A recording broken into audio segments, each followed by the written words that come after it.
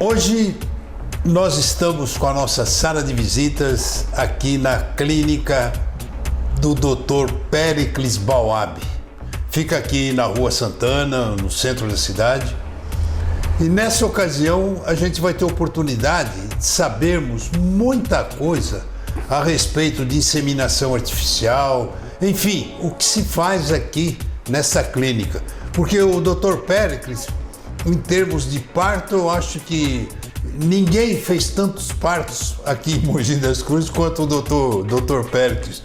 Mas isso ele vai dizer pra gente daqui a pouco. Dr. Péricles, olha, muito obrigado por você nos dar essa oportunidade de falarmos da sua carreira, da sua clínica. E tá aí os nossos telespectadores ávidos por aprenderem o que é uma medicina de fato. Eu que agradeço a oportunidade, você como um amigo de longa data, e é um prazer, né, estarmos aqui no seu programa, Sala de Visitas. Eu cumprimento os telespectadores e gostoso bater um papo assim com amigos e que os telespectadores possam nos conhecer um pouco melhor. Tá bom. Dr. Péricles, em primeiro lugar, o que se faz aqui nessa clínica? Claro que você não vai falar 50 atividades de uma vez, você vai falar paulatinamente uma de cada vez. Mas no que mais, qual é o item que mais as pessoas procuram aqui na clínica? Veja, essa é uma pergunta boa e difícil, porque dada a nossa circunstância, nós somos em 5 médicos e o pré-natal de alto risco, que muita gente não leva em conta a importância de um pré-natal bem feito, e nós aqui primamos por um pré-natal bem feito, que é o início de tudo.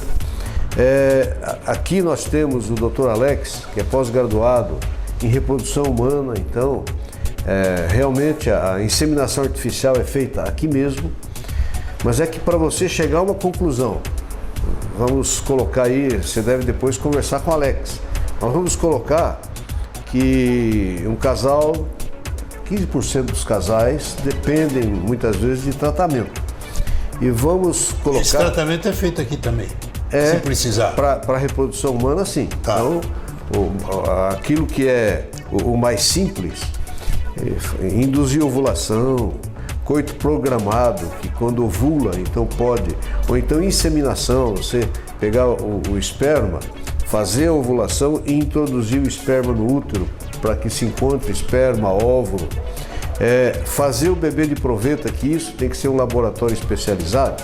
Agora está sendo concluído em Mogi um laboratório para reprodução humana, por enquanto eles estão indo para São Paulo. Só que tem um detalhe, eles vão para São Paulo para colher o óvulo. E aqui você faz isso? Isso é feito em laboratório, que agora já tem em Mogi, mas não tinha. Está se começando está se concluindo o processo, agora. Isso, porque eles iam para São Paulo, e estão indo ainda.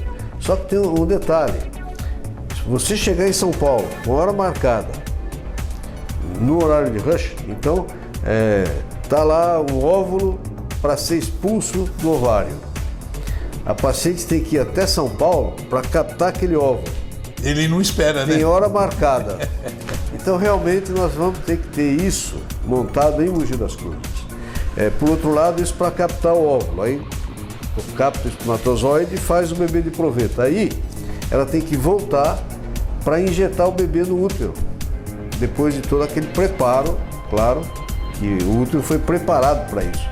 Mas aí tem a hora marcada para fazer isso também, porque o óvulo continua se desenvolvendo e tem a horinha certa de você implantar o óvulo dentro do útero. Então a reprodução humana talvez seja o ponto mais importante da nossa clínica, pelo fato da dificuldade, né, disso, e é o Alex que faz esse trabalho, mas é uma coisa assim interessante, ele tem tido muito sucesso, o Alex. Eu digo que ele tem mão de anjo, porque você não perde uma. Não é bem assim, porque você sabe que os melhores serviços Agora está melhorando um pouco, mas os melhores serviços tinham um sucesso de 20%. Só? O Alex, hoje melhorou muito isso, nós estamos tendo aí uma média de 50%. Mas o Alex, quando era 20%, ele estava fazendo a tese, tinha o instrutor da tese dele, ele estava com um índice melhor do que o instrutor da tese. Eu digo, cara, você tem uma mão de anjo. Você entendeu?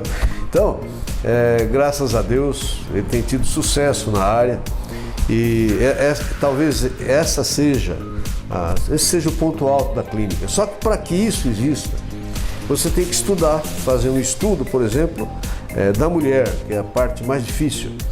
Para fazer o estudo da mulher, você tem que ter aparelhos, videoesteroscopia, que é feito aqui, videolaparoscopia, que é feito em hospital, é uma cirurgia para você avaliar útero, captar óvulo, então tem que ter um videolaparoscópio, um aparelho caro, o videoesteroscópio, um aparelho caro, manutenção cara, isso tudo nós temos. Então, eu coloco isso como ponto alto porque é a parte mais difícil e mais cara. Então você investiu mesmo aqui? Sim. Eu estou aqui há 45 anos e eu nunca fiz outra coisa. Eu quero só te dizer uma coisa. Em 1970, eu ainda estava me formando. E eu vinha dar plantão. Espera um pouquinho. Você se formou aonde? Onde que você fez o seu curso de medicina? Na Santa Casa de São Paulo. E eu vinha dar plantão aqui uma vez por semana, na maternidade da mãe pobre. E acabou se tornando seu ninho ali, né? Em 72, eu já estava, eu era assistente no Hospital das Clínicas. E vim aqui uma vez por semana, porque um assistente em início de carreira, eu tinha que completar meu salário. Então eu vinha dar plantão aqui fim de semana, porque eu não podia sair lá durante a semana. Então eu vinha aos sábados. E o seu Álvaro Campos Carneiro, lembro dele. Ele todo sábado ia lá na clínica conversar comigo. Doutor, assim, né? O senhor precisa mudar para Mogi, vem trabalhar conosco. E fazia propostas e eu fui resistindo. Até que um dia eu conversei com a Valdir, falei, Valdir, eu quero que você vá conhecer Mogi. Eu vou ficar, porque a proposta Valdir lá agora... é sua esposa. Minha esposa. Vamos para Mogi, porque eu quero ficar lá 1 ano, 2, e depois nós voltamos. Tinha 2 coisas aqui que me chamavam, sabe? Prendi a sua atenção. Uma, eu gostava de atender os pacientes pobres, e lá era para isso mesmo. A finalidade era essa. Era essa. E para você ter ideia, muitas brigas que eu tive em casa, é porque quando chegava no fim do mês eu não tinha salário para receber. Muitas vezes eu tive que pagar, porque o paciente que chegava no hospital, eu dava a receita, ele não tinha dinheiro para comprar o medicamento. E eu comprava. Poxa. Então, isso aconteceu há muito tempo. Aí tinha uma senhora, Dona Ivone, que cuidava da farmácia do hospital. Aí ela começou a fazer acordos, né, com os laboratórios. Olha, eu compro tanto, vocês me dão a amostra grátis tanto. Aí eu não gastei mais, eu dava a amostra grátis que tinha no hospital. Então assim, eu me sentia bem de atender aquela população e resolver para eles. Então quando eu vim com 2 propósitos, esse era o primeiro mesmo. Eu sempre tive em mim que medicina, você não pode colocar em primeiro lugar a parte financeira. A parte financeira. É verdade. É corolário. Dependo disso. Sou médico. Mas, em primeiro lugar, eu coloco a vida do paciente. Hoje eu estou parando, né, Walter? Mas eu estava naquele tempo começando. Estava a todo vapor. E esse foi sempre o meu princípio. Então, eu vim para cá, mas seu Álvaro me fez proposta que só o salário que eles pagavam na época era o dobro do que eu ganhava em São Paulo. Nossa! Depois, tinha um X% do movimento do ambulatório. Aí eu fui à faculdade, pedi uma licença, eu vou ficar lá 2 anos. E depois eu volto e vou continuar porque eu estava com a minha tese. Eles estão esperando você lá até hoje. Conversamos depois para eu desistir, não é? E passei tudo que eu tinha feito para um outro professor que estava lá e ele defendeu a tese, está publicado. Mas eu gostei de ter vindo, gostei de ter ficado, nunca me arrependi. O hospital foi assim. Naquela época tinha o Mota, o Mitur, né? Olha, nós tínhamos um corpo clínico, claro que os outros hospitais, nós não podemos falar. Primeira água, o corpo clínico sim, da mãe pobre. Sim, Mota, Mitur, o Ismael, tinha um grupo do Santana, viu? O Euclides Tiossi. Tinha esse que morreu. Duílio? O Duílio não fazia parte. Não. Mas nós tínhamos um grupo muito bom, um grupo assim. Coeso. Um estava em dificuldade lá pela madrugada e tal. Vinha outro ajudar. Eu sempre admirei o Mota. Sabe que o Mota, dono de uma universidade, não é? Não tinha necessidade nenhuma. Houve um acidente na Anhanguera. Eu me lembro daquele acidente. Nós não tínhamos como dar conta de atender todos que chegavam. O Mota saía de madrugada e vinha lá para nos ajudar. E um colaborava com o outro, porque cada um ficava de plantão um dia. Mas não tinha isso não. Aquele lá está apertado, todos vinham ajudar. Então foi uma época fantástica. A medicina era diferente, os médicos tinham um relacionamento diferente. Bem, esse foi o meu início, né? Em Mogi das Cruzes, com aquele grupo. Um sozinho não faria nada, claro, mas aquele grupo era fantástico. E a maternidade era referência, porque o Hospital Ipiranga, na época, o Nobolo, excelente administrador, um excelente cirurgião, tinha feito. Tem 92 anos. 92 anos e trabalha ainda.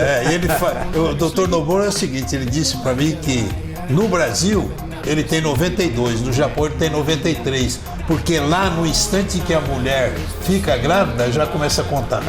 Então lá ele tem 93, aqui ele tem 92. Mas ele tinha adaptado os sobradinhos para o hospital. O Hospital Ipiranga, você se lembra, era um sobradinho. E o Nobolo que era o chefe aí.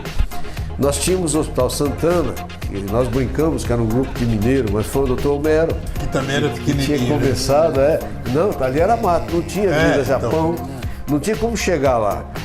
Só de carro, não tinha ônibus para chegar no Hospital Santana naquela época. A cidade tinha 180 mil habitantes. Não é? Então, a mãe pobre era referência na região toda. Fazia uma média de 400 partos mês. Né? Então, um dia, eu tenho um amigo chamado Dr. Cláudio Borba, que desde estudante, ele sempre foi muito estudioso, interessado, operava com o Dr. Milton Cruz, desde estudante, e nos ajudava na mãe pobre. E ele tinha marcado numa cadernetinha o número de cirurgias nossas. Eu não me lembro, mas era coisa assim, de em 4 anos ter 3 mil, entendeu? Porque era tudo lá na época, rural, gente que não tinha convênio nenhum, porque na época não existia convênio. O primeiro convênio que surgiu aqui foi a Mico, com o Mitur. Da Anhanguera,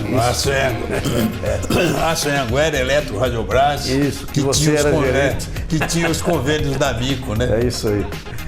Pois é, mas o Péricles, e me diz aí para os nossos telespectadores, hoje, a medicina daquela época tem, claro que a evolução do tempo, tudo, mudou muita coisa de lá para cá, desde quando o Péricles se formou na Santa Casa em São Paulo?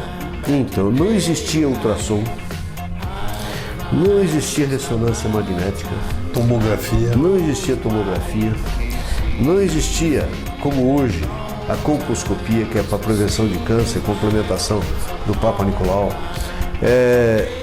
Hoje, aqui no Mogi ainda não, mas não existia cirurgia robótica, que hoje é uma precisão. Não existia a cirurgia cardíaca como existe hoje. Não existia a possibilidade de você fazer diagnóstico de uma alteração fetal dentro do útero. Então nós começamos, você sabe que hoje você faz cirurgias intrauterinas. Quando é que nós vamos pensar nisso em 1970? Como é que funciona isso? Olha aqui é um aumento que você quer ter. Se você quiser ver a área toda, todinho, você põe no mínimo. E aí você vê o colo do útero todo, chama panorâmica. Deve ter isso. Agora, de repente, na panorâmica, você localizou uma área suspeita. Eu quero analisar essa área. Aí eu vou nos aumentos maiores. 10, 16, 40, 25.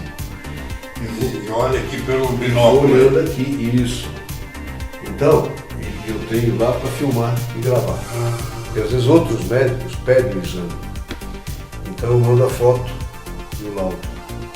E a gente não faz só para nós. Aliás, a maior parte dos exames que eu faço são médicos de fora que pedem. E a paciente dele vem, eu dou o laudo e ela volta daí. Esse aparelho, só para vocês saberem, mas claro que ele vai falar. Ele chama-se cardiotôpico. Para que serve ele? Cardiotôpico, grafia ele faz. Se o neném não estiver bem dentro do útero, ele detecta. Ele dá uns traçados, olha, pode tirar que não está legal. É igual do coração, né? Então tem ultrassom e esse aparelho. Isso é para isso. Agora aqui, eu não vou abrir, só para vocês saberem. Esse aqui é o vídeo laparoscópico, para cirurgia sem abrir. Então eles levam isso no hospital, uns tiram o ovário, tiram o útero, faz toda a cirurgia com esse aparelho. E o videoestereoscópio, hoje você tem doenças dentro do útero. Então você não precisa abrir para tirar. Você entra por dentro, tem uma lâmpada, uma lente de aumento e você tira. Miolo, pólipo, cuida do útero sem abrir nada. Isso aqui é quando você quer fazer um exame intravaginal. Tá? Faz um ultrassom transvaginal. É esse aqui. Igual quando você vai fazer de próstata também. Porque o ovário está pertinho ali, então é fácil.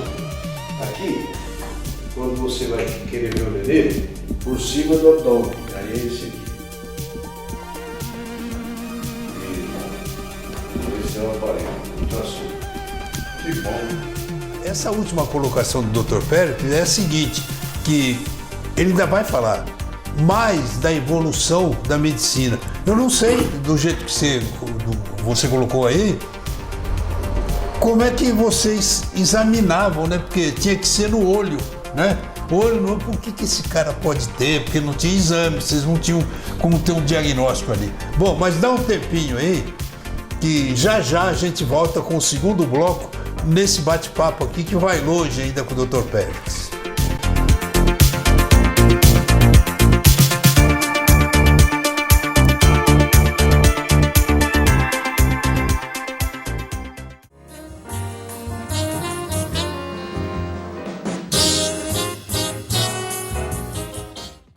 Arrumando a Casa tem móveis e estofados que irão valorizar ainda mais o seu projeto de decoração da sua casa e do seu apartamento.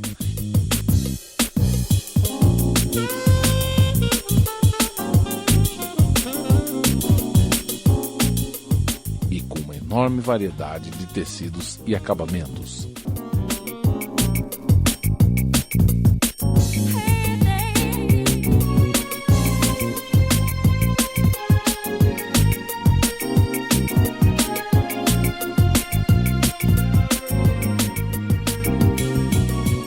Venha conhecer de perto o nosso setor de marcenaria.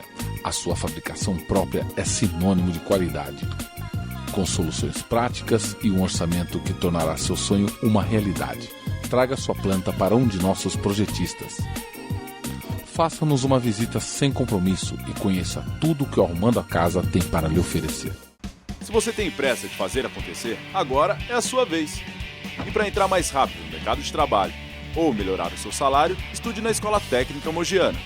E aí, você está esperando?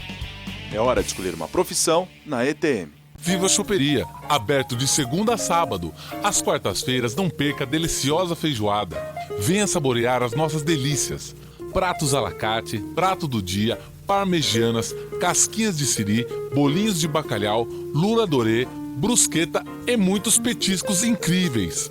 E tem chopp em dobro, você paga o primeiro e o segundo você ganha. À noite, música ao vivo. Venha fazer sua happy hour aqui. Viva Choperia, deliciosamente divertido. Você não precisa pagar mais caro para realizar a viagem dos seus sonhos. A Mogi Travel Turismo pensa em todos os detalhes para você. Conforto, assistência 24 horas, sem pagar mais nada por isso. Conheça a nossa nova sede, Mogi Travel. A Câmara Municipal de Mogi das Cruzes é a voz de todos os cidadãos, inclusive dos nossos jovens. Vem aí o Parlamento Estudantil 2015, uma oportunidade para que os alunos do ensino fundamental e médio possam dar sugestões para melhorar nossa cidade e conhecer como trabalha o Legislativo. Informe-se na sua escola e venha participar de uma aula de cidadania. Senhores, está aberta a sessão. Seja bem-vindo ao San Gabriel Hotel.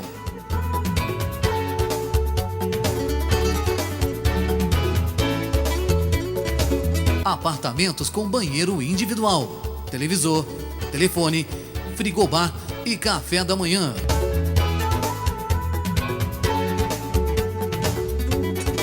San Gabriel Hotel, Rua Professor Flaviano de Melo, 677, no centro de Mogi das Cruzes. Telefone 4799-9344. San Gabriel Hotel.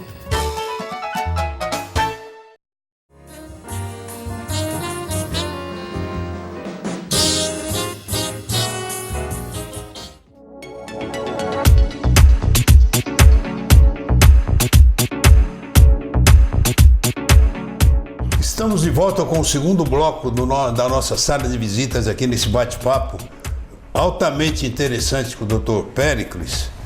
E antes, porém, eu queria fazer uma colocação. Um dia desse eu tive lá numa agência do Banco Santander e o tratamento que eu recebi da Larissa, da Mariane, da Ana, da Andréia e do Rafael, você não encontra em qualquer agência. Claro que o Santander não precisa de propaganda do programa do Walter Rodrigues Sala de Visita, mas eu digo pelo carinho com que esse pessoal trata a gente lá. Bom, Péricles, colposcópio é um aparelho que você ameaçou de começar a falar e parou. Isso aí, qual é a finalidade, para que serve? O colposcópio é um microscópio que aumenta... É uma peça grande, pequena? Como é que é? Sim, sim. Daqui a pouco a gente vai ver. Eu vou mostrar para vocês. Mas ele tem um cabeçote semelhante a esse de filmagem. Ele é um pouco menor que esse. E ele pode ser colocado num tripé com rodas ou fixado na parede, para que você possa, através desse microscópio, analisar o colo do útero. Eu gostaria de contar uma historinha, é interessante. O entrevistado é você, pode contar. Apesar que dizem os antigos que interessante era mulher grávida, né? Porque as pessoas dizem assim, a sua esposa, não, agora não posso ir te visitar porque minha esposa está em estado interessante, né? Não era assim? Sim, não. Mas o inventor do colposcópio foi Hinselmann.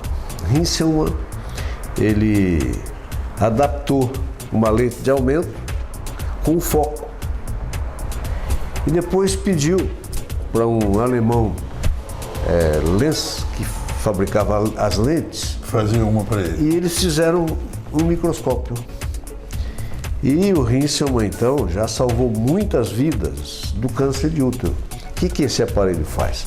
Ele aumenta 6, 10, 16, até 40 vezes a visão nossa do colo. Você consegue ver isso. O Papa Nicolau nos define, tem um problema aí. E no colposcópio nós conseguimos localizar onde está o problema. Fazemos a biópsia, aí o laboratório nos dá o resultado. E conseguimos por aí localizar e identificar a profundidade do problema. Então é muito interessante, mas eu quis falar do Hinselmann Porque ele foi preso, ficou 3 anos preso. Por quê? Porque ele ajudou em Auschwitz nos processos com as judias. Então é um paradoxo. O homem salvou tantas vidas e fez uma bobagem dessa na vida. Então, Né? você imagina? Realmente é interessante isso aí. Mas o colposcópio hoje começou na Alemanha, Suíça, Estados Unidos, na época de guerra, foi naquela época. Então a ciência não era transferida, custou a entrar nos Estados Unidos o colposcópio.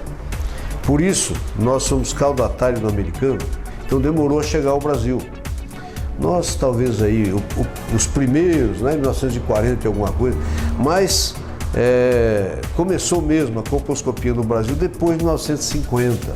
Nossa! Aqui em Mogi das Cruzes, o primeiro colposcopista foi o Dr. Willis. Ele fazia aqui em Mogi, logo no início. Então, é o início de tudo. Eu comecei a fazer colposcopia em 1974, mas era praticamente o começo da colposcopia. E nós conseguimos, através da colposcopia, então, colaborar muito no diagnóstico do câncer de colo de útero. Como é que qualquer médico está preparado para fazer esse curso? Deixa eu te explicar. Durante o curso de medicina 6 anos, não é o suficiente para você se preparar em tudo, principalmente o uso de aparelhos. Você adquire quanto? Uns 85% de noção. Por isso, você tem a noção. Agora, para você desenvolver, aí você tem que fazer os cursos específicos. Então, eu fiz. Por isso que tem as especialidades. As especialidades. Eu fui fazer o curso, agora fiz uma atualização do curso, né, em São Paulo. Agora, porque você tem que acompanhar a evolução, né? Sim, a classificação muda. As imagens são as mesmas. A classificação muda. A forma de você interpretar e atuar está mudando.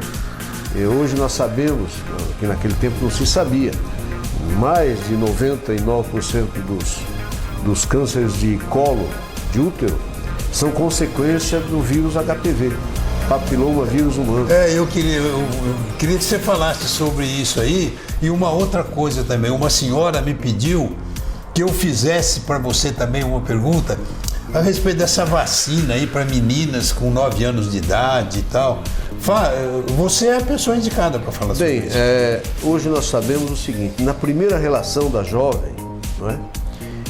Em 25%, isso está sendo considerado um problema de saúde pública, 25% da primeira relação, e hoje elas têm essa primeira relação na adolescência, elas adquirem o HPV. O HPV... Quem é portador desse HPV? O homem? Como é que é? Muitas vezes o vírus está presente e não está se manifestando. E no homem não é tão grave. E às vezes a mulher tem ali o vírus, mas não está se manifestando porque existe uma imunidade própria que está sendo discutida hoje. Agora, quando começa a atividade sexual, há áreas de lesão, aí o vírus penetra. E existem mais de 100 tipos, mas tem 4 tipos mais sérios, que são cancerígenos, e alguns tipos que não provocam o câncer de colo, mas provocam as verrugas na vulva, que antigamente se chamava crista de galo. É verdade, é isso mesmo. Então, e o tratamento, não existe um tratamento, você vai cauterizando e enquanto tiver o vírus, você cauteriza o que você está vendo. Mas tem vírus lá para dentro da célula que vai ainda aparecer, até que o próprio organismo elimina. Vai expelindo isso. Exatamente. Agora, está provado o seguinte: a vacina feita nas mais jovens, o resultado é fantástico. Então você recomenda? É recomendado. É recomendado. A vacina feita depois de 50 anos, até a imunidade já não é a mesma coisa. Ninguém sabe ainda por quê. Então, mas também quem chegou aos 50 anos sem o HPV não vai adquirir depois, né? E é muito difícil. Então, a vacina saiu Exatamente. Dos 9, me parece que era até os 35, eles estão ampliando. Eu, na verdade, cá, entre nós, eu faço em qualquer idade que eu tenha, que eu veja a necessidade, por questão de promiscuidade, tem algumas coisas assim que a gente precisa pensar. Então, sabe por quê, doutor, que eu fiz essa pergunta do HPV? Porque a gente lê, acompanha o noticiário e tal, tem algumas mães ou pais que não querem, que não aceitam que a filha tome essa vacina. Eles têm medo de liberar para o sexo, mas eu creio que o melhor é fazer a vacina. É, né? É fazer a vacina. Não se está incitando ninguém a praticar o sexo, né? Mas é uma proteção realmente e que vale a pena. Um vírus HPV cancerígeno, porque não são todos cancerígenos, um vírus cancerígeno, que não se consiga debelar, ou que você não cuida, num espaço de 15 anos, ele pode provocar o câncer. E sério, né? Então isso é sério, um câncer de colo de útero. Bem, o doutor Pérez, cesariana e parto normal. O que o senhor tem a dizer? Porque também, volta e meia está isso aí na imprensa, né? Que o INSS não paga, cesariana tem um valor exorbitante. Como é que o senhor vê isso? O nosso problema é o seguinte, eu vou colocar 1972. Que você estava no auge, né? Eu estava na Santa Casa de São Paulo. Então, tudo isso, você estava no auge, estava lá na boca do gol. Eu comecei a fazer a ginecologia obstetrícia em 67. 1967. Nossa. Sim, porque é o terceiro ano da faculdade. E o nosso índice de cesárea variava de 12% a 13% e os professores ficavam bravos, porque era muito. Não diga. Só que tem o seguinte, nós fazíamos parto pélvico, neném sentado, nascia de parto normal. Se tivesse uma possibilidade, ele tivesse de má posição, atravessado, a gente fazia uma versão intrauterina. Alguém segurava o útero por cima, o outro por baixo, e nós íamos virando o nenê para ele ficar na posição do parto normal. Cesárea, para ser franco, o pessoal tinha medo. Inverteu o processo. Então aí, começou a aparecer no Brasil, na década de 70, os processos contra o médico. Porque até aí, você era preparado para fazer o melhor que você podia e o melhor que você sabia. Só que a gente sabia, porque quando em medicina é assim, se você fizer isso, em 90% você vai ter sucesso. Até aí tudo bem. Se você fizer isso, 99% é sucesso. É o melhor que você consegue.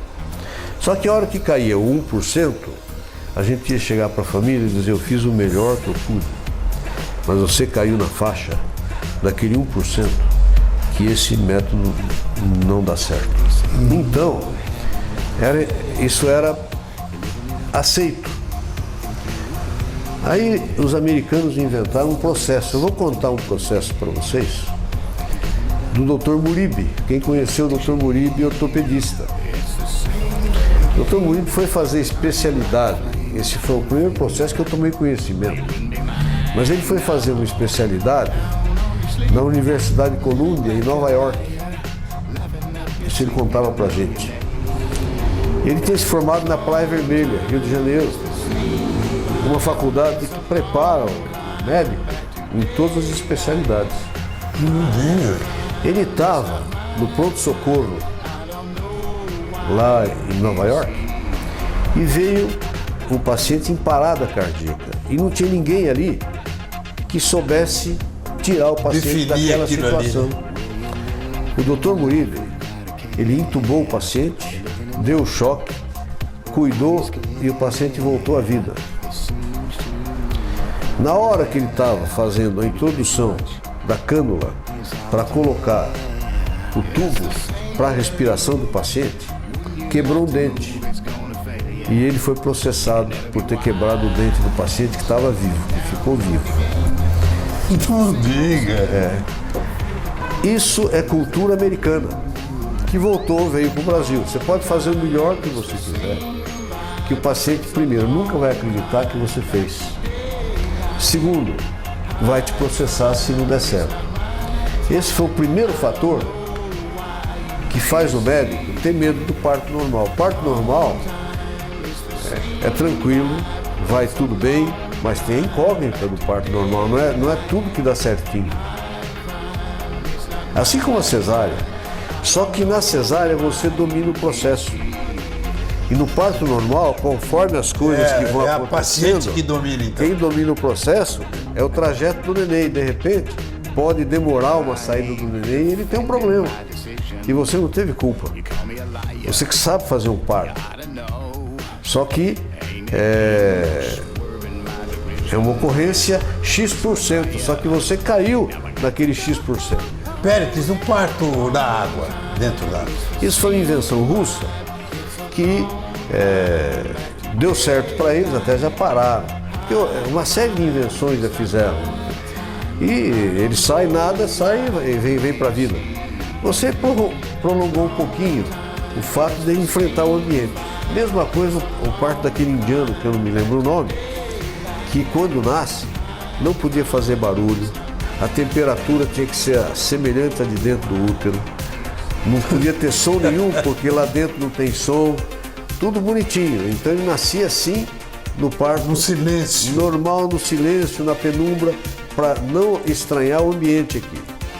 Aí ele vai para o berçário e vai devagarinho enfrentar o que o bebê normal enfrenta.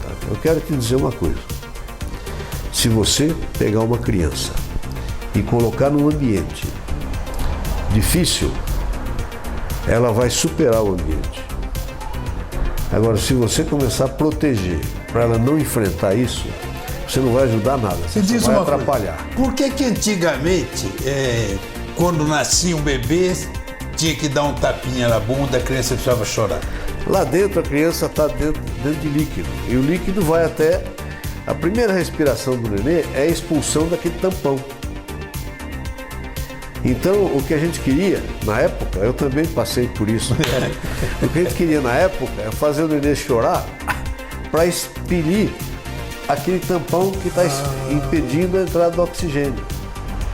Hoje a gente sabe que se fizer uma massagenzinha no dorso ou na planta do pé, talvez Na até planta do pé? ou no dorso, ele vai expelir.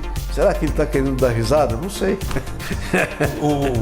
Bem, nós estamos aqui com o Dr. Péricles Bauab, batendo um papo aqui na nossa sala de visitas, e fazia tempo que eu não falava com um médico, né? E tive sorte, porque conversando com o Péricles, ele se propôs a aceitar essa sala de visita, e olha, é um cara prestimoso, não é de sempre ele foi muito carinhoso com os pacientes dele, e eu posso dizer isso de cadeira, sabe, de poltrona, porque eu me lembro que ele jogava futebol com a gente lá no Veterano do Vila, e de vez em quando ele entrava para jogar, então alguém que queria jogar gritava Péricles, estão te chamando lá na Mãe Pobre. Aí ele saía para socorrer. Mas o importante é que o Dr. Péricles chegou em Mogi, quando foi? Eu vim de plantão em 70 e de mudança em 72. Então, tá aqui. E daqui a pouco você vai dizer quantas crianças chegaram até aqui pelas suas mãos.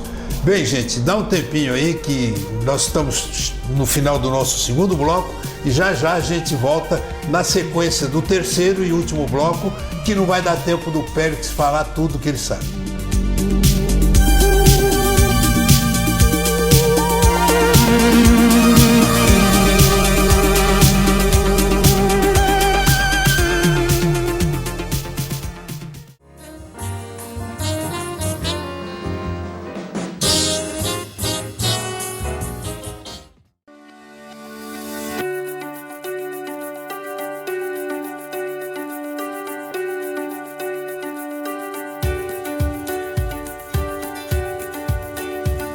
Participe também da campanha do agasalho. Reúna cobertores ou roupas novas ou usadas em bom estado e faça a sua doação. Juntos nós podemos vencer qualquer desafio, até o inverno. Prefeitura de Mogi das Cruzes.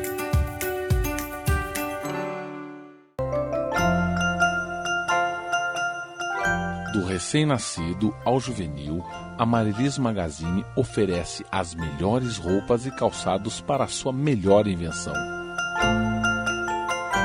A Marilis oferece também diversos objetos decorativos para o quarto do bebê.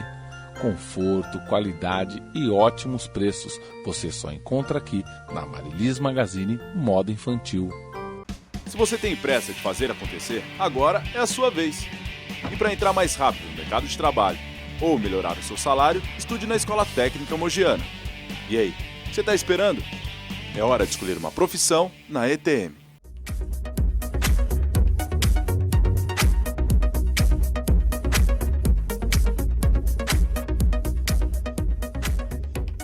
Motel Cancún. Suítes decoradas com TV de LCD, ar-condicionado, frigobar e opção de hidromassagem.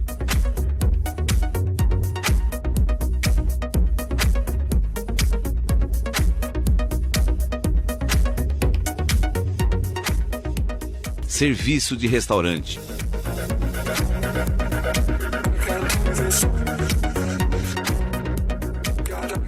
Motel Cancún, Avenida Lourenço de Souza, 999, Jundiapeba, Mogi das Cruzes. Fácil acesso na entrada e saída. Motel Cancún, o amor sempre presente.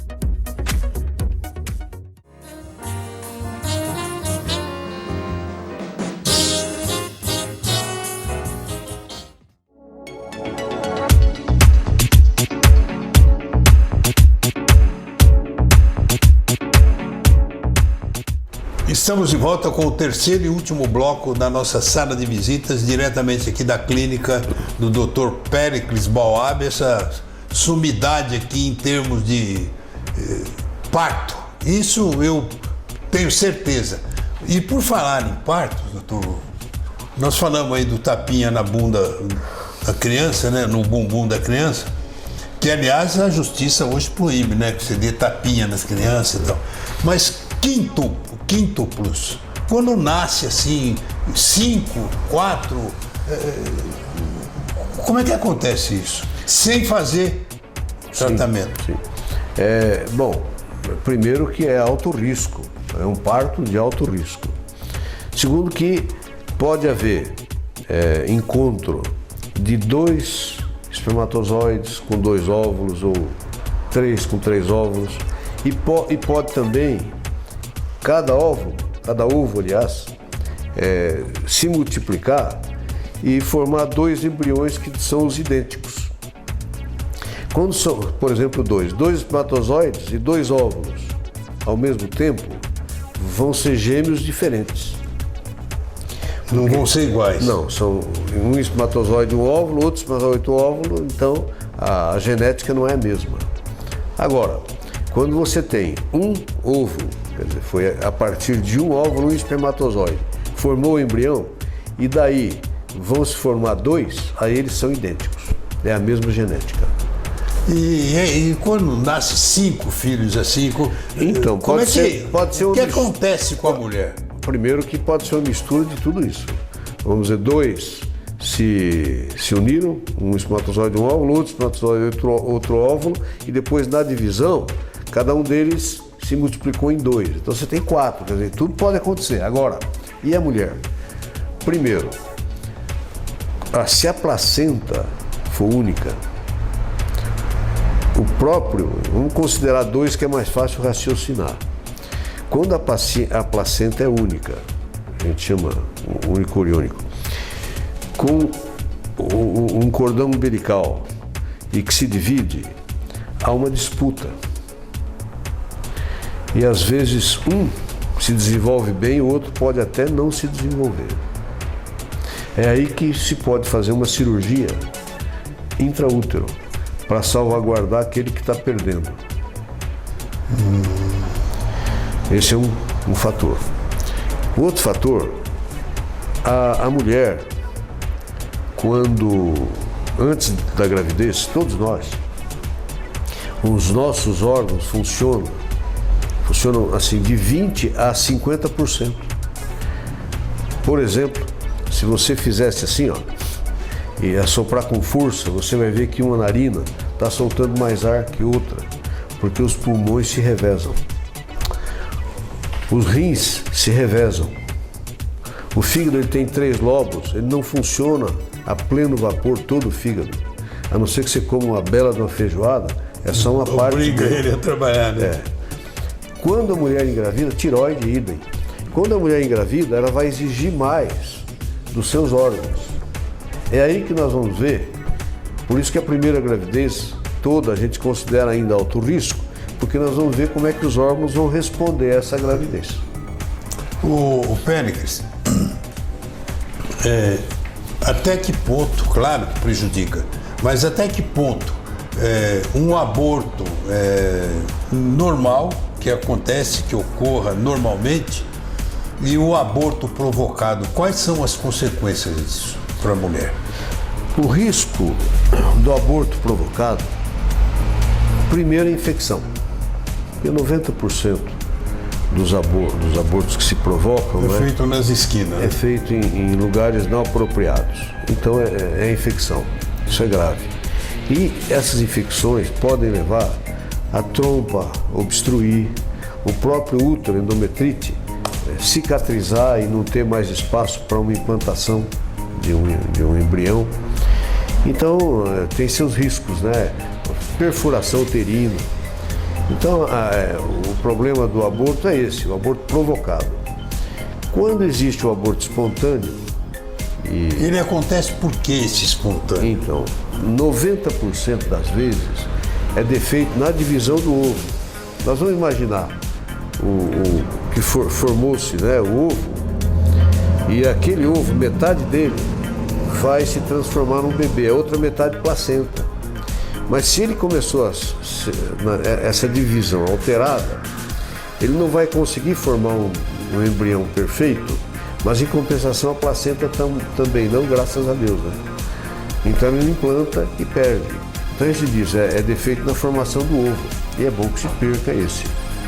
Porque se formasse uma boa placenta com um embrião defeituoso, nós vamos ter problema. Um outro detalhe, por que tem partos que dá 9 meses certinho, outros 8 meses, 7 meses, por que ocorre isso? É média. Como é que a gente, na medicina, calcula isso? Então, pega aí, vamos calcular, imaginar 10 mil pacientes e eu quero saber qual o tempo médio de gestação da mulher. Então essa foram 260 dias, essa foram 280 dias, aí você soma e tira a média. Tinha uma média dali. Então não é... Aí você tem um denominador lá do tempo de demora. A média é essa, mas você tem um espaço para menos e um espaço para mais.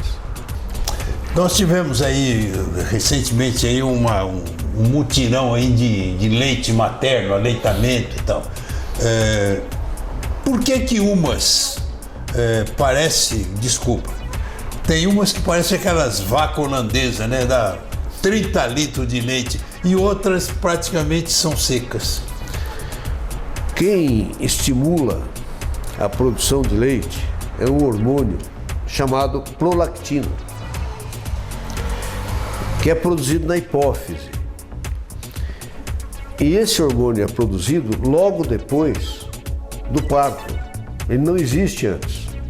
Porque às vezes a mulher pensa assim, durante a gravidez, eu vou estimular a produção, não tem, né? Depois do parto, começa a ser produzido esse hormônio.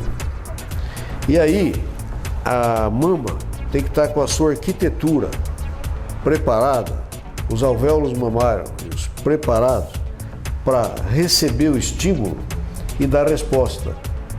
É uma questão hormonal, é sensível, e Agora, por que em algumas não dá certo? E algumas que querem mesmo. Então, de alguma maneira, ou a hipófise não trabalhou direito, ou a arquitetura mamária não recebeu direito. Não houve a recepção. Eu creio que existe também um fator psicológico. Porque quem controla, só para ter uma ideia, quem controla o ciclo menstrual também é a hipófise. Uma mulher nervosa... Danadinha essa hipófise, né? Faz tudo. Uma mulher nervosa que está em vias de um exame, por exemplo, ela pode alterar totalmente o seu ciclo menstrual em função disso. Porque a hipófise está dentro do sistema nervoso, então pode ser alterado. Bem, nós estamos aqui na clínica do Dr. Péricles Bauab, desse bate-papo aqui que ele fala tudo, sabe? Aliás, ele sabe tudo, mas não é verdade. Eu queria saber do Dr. Péricles, mas os nossos telespectadores também. Você tem essa clínica aqui na Rua Santana, qual é o número? 187. 187. Tem 7 médicos que trabalham aqui com você. O que faz cada um desses médicos aqui na clínica? Tem a doutora Carol, filha do Zé Pinto, trabalha aqui. Ela e o Alex são especialistas em reprodução humana.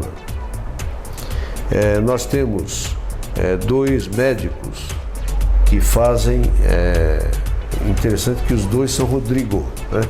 E eles são cirurgiões plásticos.